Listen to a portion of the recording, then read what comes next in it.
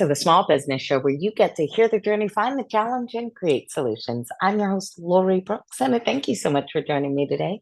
If you're enjoying the show, don't forget to subscribe, like, and share.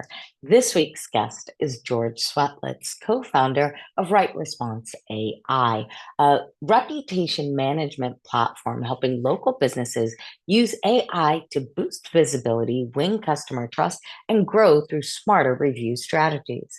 A Harvard Business School grad with deep operational roots, George previously led Alpaca Audiology to over 220 locations nationwide.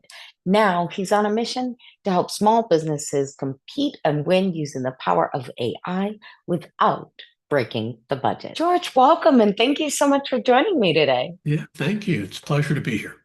It's a pleasure to have you. I'm excited to dive into your journey. But before we even get there, I want to rewind the clock. I want to rewind the clock to the days of, let's go back to junior high or high school. I want you to think about a time when an aunt, an uncle, a mentor, or even your parents would have asked you, George, what do you want to be when you grow up?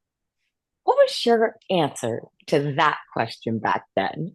That's a good question. So I always knew that I wanted to be in business, right? My father worked at Westinghouse in strategic planning, and he would Mm, travel around the world and talk about these big issues. And I just thought that was the most interesting, glamorous life. mhm. And so I always thought that I would want to be in business.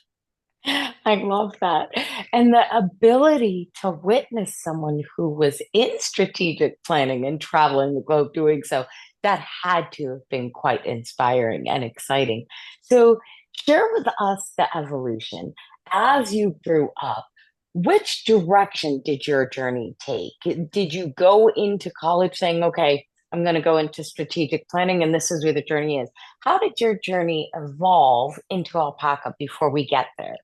Yeah, it's interesting. So when I was in college, I thought I wanted to work for a company.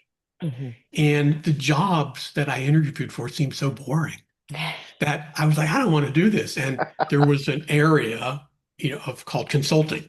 And Mhm. so I started interviewing for consulting firms and ended up getting an offer from a company called McKinsey and Company, which is a very Mm. large global consulting firm. And so I did that for a number of years, went all over the world. I lived in Indonesia and Sweden and working on all these projects, getting exposed to lots of different industries.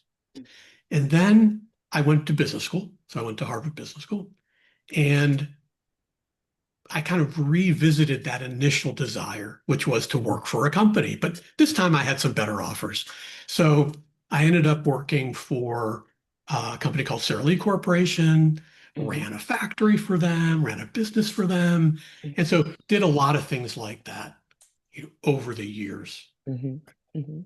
You started stacking the experience, stacking the knowledge with different positions in quite large companies, and then chose to go back to school to further your education, found better opportunities in different positions, and really started stacking that knowledge. How do you feel all of that kind of came together as you were, really leading with alpaca audiology? Yeah, so the second phase kind Hmm. of started in 2008. And Hmm. so I decided that I wanted to start doing things on my own. And at that time, there was a lot of data in the world and people were struggling with how do we use all this data. So I started a firm to do analytics, a Mm. kind of data analytics. And because of my experience, thought it would be very important to be able to integrate that information into the companies themselves. So Mhm. I, I ended up starting a software development company to support Mhm. that effort in India Mhm. and built that business. And that team in India, they've been with me wherever I've gone since then, right?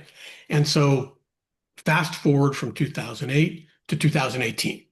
So in Mhm. 2018, one of my clients, which was a private equity firm, had a portfolio company Mhm. that was a roll up of or a consolidation of audiology or hearing aid clinics.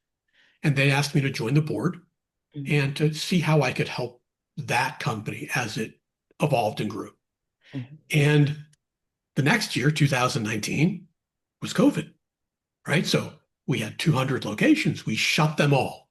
Mhm. Every single location was shut. Mhm. And the private equity firm asked me to step in and take the role of CEO to manage through this very tumultuous, complicated, risky time period. And so as I'm in this business, I start thinking more and learning more about local marketing, local SEO, because we had 220 Mhm. locations and we had to Mhm. build that. And so first I learned about software development. Now I'm learning about local marketing. What's important? Mhm. How do you win? Mhm. And so in 2022, we ended up selling the business. The private equity firm sold the business. Mhm. 2023, ChatGPT gets launched, right? And so I get my team, this team in India, and I said, we struggled with Mhm. this kind of at scale thinking about local marketing. Let's see whether with AI we can help solve this problem. And so that was like the stacking, all these Got it. experience stacked. Mhm. And in 2023, we launched Right Response. We spent about a year developing the software, and then we launched the business and to the market in 2024. That is outstanding. So, congratulations on the entire evolution. And I want to just bring it back just a bit because I'm curious as to what that spark, that moment was when ChatGPT came out and you had this team already that you said, okay, reviews is the direction that you wanted to go. What was it that sparked reviews Yeah. as your interest for you? Well, it was two things. One was, and it's still a problem today when you try to get Mhm. ChatGPT or the other platforms to do complicated things. Yes. It doesn't always do what you expect, right? But what we found was that, if let's say you're working on a blog post and you're Mhm. using AI, Mhm. you'll do it paragraph by paragraph. Most likely, you might have it structure the blog post, but then you'll Mhm. break it down into pieces Mhm. because it can handle really well one section at a time. Right. Well, when you think about a review, it's one section. Reviews aren't that long. Mhm. So at that time, AI was pretty good at dealing with something small, Got it. right? And what we struggled with at Alpaca was, you know, the review responses, Mhm. which is such, in my view, and we can talk about that, it's such an important part of the connection with the customer, Mm. right? That, you know, those things, they just collided into each other. And I thought this is how we solve that problem. Mm. It was the ease of use, the seamlessness of the AI's ability to isolate on that specific tiny bit of something, which Right. you're right, once you're handling larger data sets or larger bits of information of any sort, you're going to run into some sort of hallucination of some sort. So I Right. totally get why you were narrowing it down. I'm still curious as to what it was about the reviews that sparked your interest most? What was it? Was it just the recognition that the reviews were what was driving the market? Well, it was it was really, when we were at Alpaca and we were talking to providers of services to our Hmm. locations, they Hmm. were very expensive and they were terrible. I mean, honestly, they were really bad at that time. It Yeah. was, and you may remember, but at that time, it was all about templates. Hmm. So you would create a template Hmm. and then, you know, or someone would have to come in and say, well, that review is kind of what fits in this response template, and you put that Hmm. template in. But if you look through the reviews, they were all very similar, right? Hmm. All the Hmm. because they followed these templates. And so Right. it, at that time, I thought this is a bad solution Mm. to a real problem. which is, so let me kind of frame it. it there, top of funnel, bottom of funnel, Mhm, right? Top of mhm, funnel, bottom. No one is closer to the bottom of a funnel for a local business than mhm. someone reading your reviews, Yeah. right? They're making that decision now, Mhm, right? And mhm, so small businesses, local businesses, they spend so much time. Oh, my website, my store, my location, all these is so pretty, so attractive. And then the person who's actually making that decision mhm. goes to read your reviews and they see these really stupid responses, right? That don't connect in any human way, right? And that to me is like this real breaking point. Mhm, I call it marketing malpractice. To me, it's like a point of marketing malpractice, right? Where, here they are. They're there. All you have to do is connect with them, convince them to come to you, and no one spends the time. mhm. And so that's what I thought that's what the spark was for me, right? I get it. And people will say, when I think is completely off basis, people who, in my view, aren't really thinking that AI takes the humanity out of it, Mm, right? My view is that it puts the humanity into it because mhm, what we do is the user, the client takes us all the kind of interesting things about their business mhm, and creates facts, right, in our platform. And so when a review comes in, the AI looks at it and says, this fact is really relevant to this review and pulls mm. those two things together. But that fact didn't come from nowhere. It came from the Right.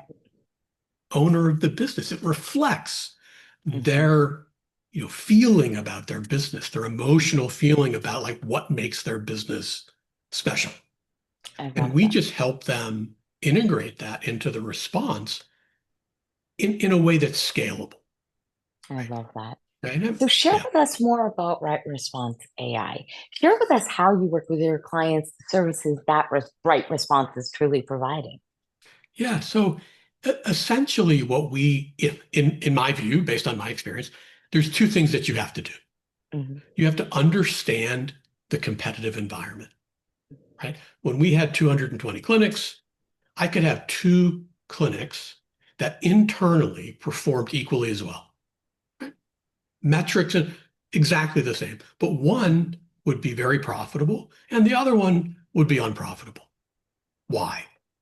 Because it was a competitive environment. They mhm, don't exist, by themselves. mhm, One might be in a market where there's no real competitors, and what they were doing was enough to win. mhm, The other one might be competing against a really great local business that really understood what they were doing. mhm, And what we were doing wasn't enough, and we wouldn't mhm, win.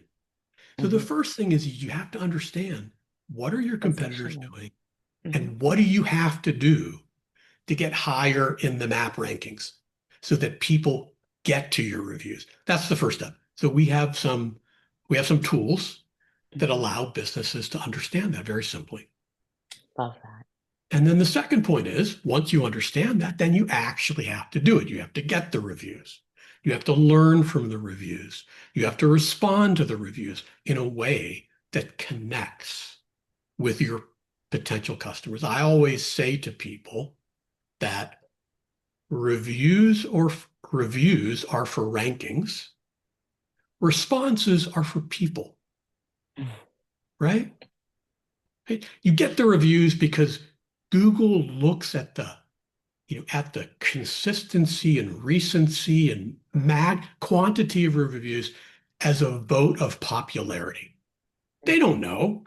So if you get a lot of reviews, they think, oh, you're popular. So that helps you with your rankings. But that doesn't help you connect. In Right. order to connect with the customer, you have to actually engage with them. So Mhm. that's kind of what we do. We help, especially small businesses, maximize the opportunity that they have. I love that. I love you're not just helping people collect or highlight or even improve their reviews, what you're truly doing is helping them collect the knowledge from the reviews and implement that knowledge into their practice. That is truly revolutionary.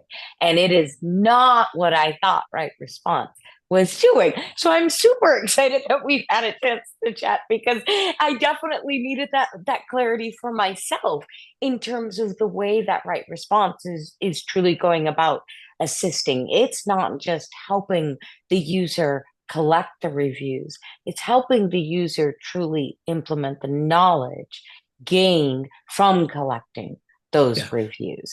That's Well, game changer. it's most other platforms. Mhm, It's like you have to do these things. It's painful, but you have to do them. We look at it as this is how you win, mhm, right? This is how you win. People are people are in business to do well and win in their local market, and this is what you have to do to win. And so mhm, that's really the difference.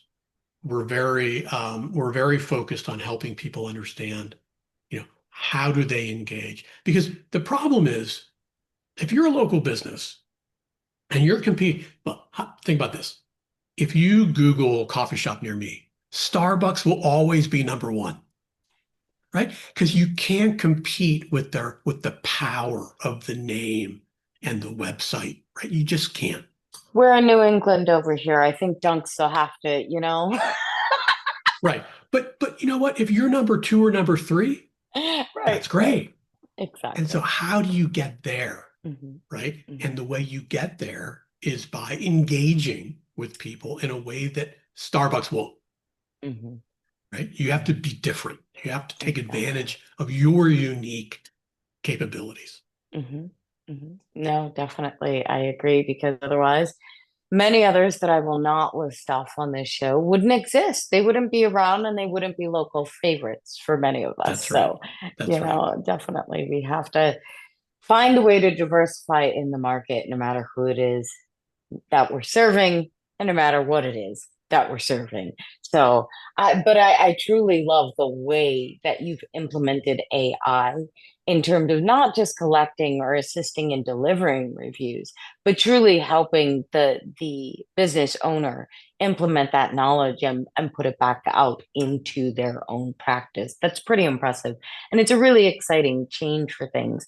I'm curious if you could break down uh, how small businesses can actually begin using AI to see where they stand versus their competitors. Yeah, so I think there's a couple of different angles to that. One is sometimes, so to answer your question directly, right? The our platform does help people. So for example, if they're a pest control service, they Hmm. can come into our platform. We have a place where they can say pest control near me, right? And they can Hmm. see where they rank, and they can also see where all their competitors rank, Mm, right? So it's the first piece of competitive intelligence, mm, right? And they might actually then know more about their competitors than their competitors do. hmm. So that's the first piece. The second piece is whenever you look at the map at a location, you'll see it's a ranking, it's number of reviews and the average review. Hmm. Those are all time, right? So 450 reviews all time, average rating of 4.6 all time. Hmm. But that is completely irrelevant, right? The number of reviews somebody got 10 years ago Hmm. doesn't matter. What matters is what's happened in the last 180 days, Hmm. right? And that's very difficult to do on your own because you'd have to go in and you have to count, right? There's no way to do that. So what we do is we download the reviews and we crunch all those numbers and we say, this is what you've done over the last 180 days. And this is what all your competitors have done over the last 180 days. This is how many reviews they responded to. This is how many, all of these things. So you can start Hmm. to say, well, wait a minute. And I was just doing this the other day with a client, and they weren't any better or any worse than anyone else. And Hmm. so I said, that's your opportunity. Right. you can win. If you Mm-hmm. focus on this, get Mm-hmm. more reviews, engage, you Mm-hmm. will have 10 reviews per month and everyone Mm-hmm. else will have two, and you will be number one. Mm-hmm. Right? And so we help people understand that, and we use AI to do that. But I think the other thing that businesses think about is, well, how do I just use AI? Mm-hmm. Right? And it seems such a monumental thing. And my advice would be, don't try to think about overarching things. Think Mm-hmm. about small things. Mm-hmm. Think about the small things that AI could do for you that could be helpful. Mm-hmm. And start small and build a lot of these small things as opposed to thinking about how do I get AI to run my business Move a or mountain. do all Right. my marketing or whatever. I truly find that that is one of the bigger barriers right now. It's mindset for everyone. It's this fear of adoption, this fear of something new. And it's something that we see every single time something new comes into the market. I can't explain what it was like pre-COVID. It was literally pulling teeth to get clients to do a Zoom meeting. Right. Okay. Everybody's afraid. Nobody's interested in. But once you get people to begin uh, really focusing on the fact that AI is replacing tasks, it is a tool that can replace tasks. It is not replacing people. That's when I see that fear of adoption kind of change. So hopefully the audience takes that to heart and pays more attention to the fact that it's really find what task, like George said, bring it down to the very, very tiniest bit. What is the task that you're repetitively doing that AI can replace? Don't try to move a mountain. Don't try to repair your whole business. Don't try to redo your entire website.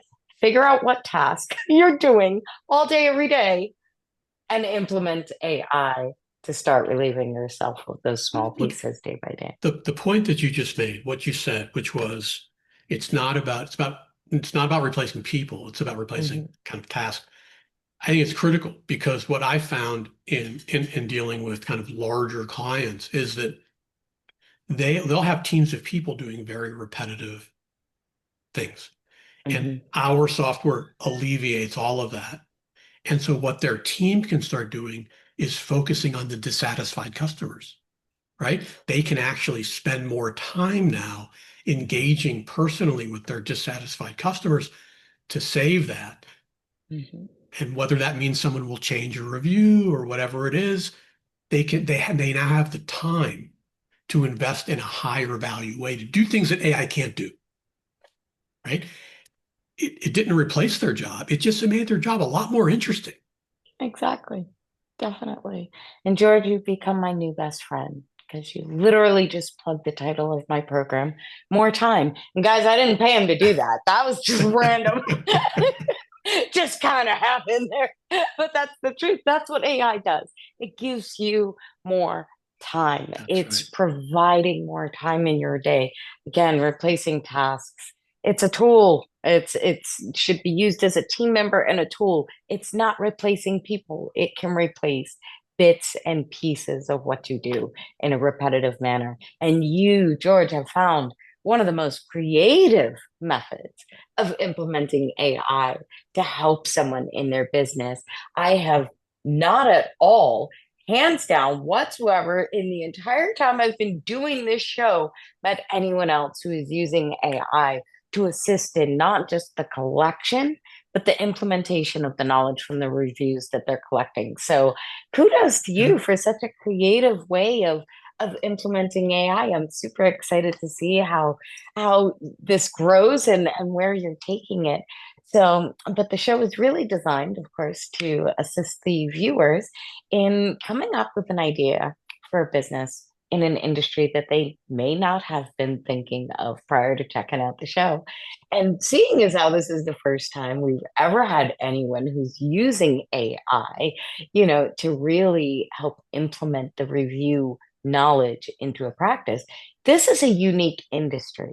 So I'm very curious if you had a magic wand and could change anything at all.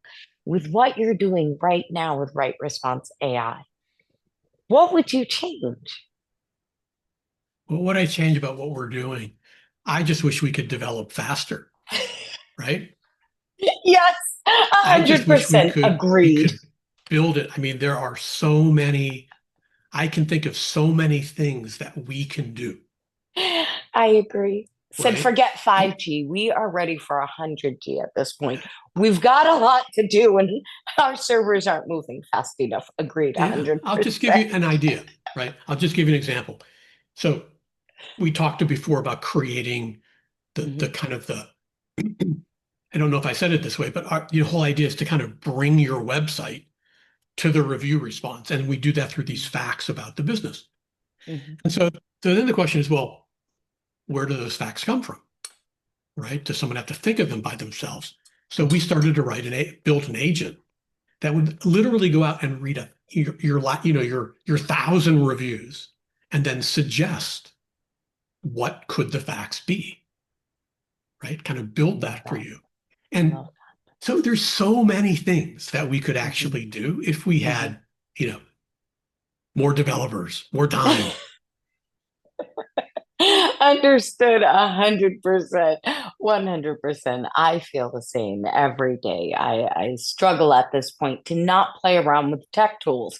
I swear, I kid you not. At this point, I am having more fun playing with tools than anything else. I mean, aside from the puppy. But that's another conversation for another day. right? George, I'd love to know if you had the ability to say, go back 10, 20 years and tell yourself something before you started the entrepreneurial journey, before alpaca, before AI, before any of this. If you could have told yourself just one thing, what do you feel like that would have been? What would I have told myself that, all those years ago? I think looking back, I would have gotten involved in technology sooner. Mm, yeah, yeah. Yeah. Just jumping in, diving Yeah. in, and Yeah. I not mean, letting that fear prevent. I 100% yeah. agree. The, Just the kind of, things that I did across through my life were not really technology mhm, driven. And even when I mhm, got in and started a development company, it was around something that wasn't really technology based. right. And I had peers, way back in business school that like went to Silicon Valley, like way back. And if I way back then had done that, I think you know, it would have been maybe fitting my personality a little bit better, Mhm, right? mhm, mhm, Um, Technology and it is obviously is changing everything, and everyone has to mhm. figure out how they can kind of leverage technology, be involved with Yeah, technology, use technology. So definitely, that's kind of what definitely. what I would have done a little differently. Agreed, agreed. Leverage it sooner, figure it out sooner, dive in sooner. So Right. let that be a lesson, everyone. You heard George. Dive in, get on board, figure tech out. Stop being so afraid of it because it's changing rapidly. Next thing you know, the robots will be here. Forget the agents, forget the chatbots. The robots themselves are on their way. So before, as my husband would say, the robot wars begin. Dive in, figure it out, guys, because tech is something that's moving fast, but it is so beneficial, especially when you figure out how to implement it to really help yourself. And that's what this is all about. George, you've come with one of the most creative ways I've seen anybody at all implementing AI. So I am super excited about your journey, super excited about this new venture. I look forward to hearing more about it. And I beg that you not be a stranger on this show. Please share the best way for our viewers to find you. So Right Response AI, and we actually have a place for your listeners. So Right Response AI /Lori Brooks. And we have some resources there that I think that your listeners will find useful and helpful. That is very sweet of you. Thank you. Thank you. I will be sure to include the link on the show notes page. George, you've been outstanding. It's great to be here. It's wonderful to meet you, and I think maybe over time we can share the continuation of the journey. I look forward to it.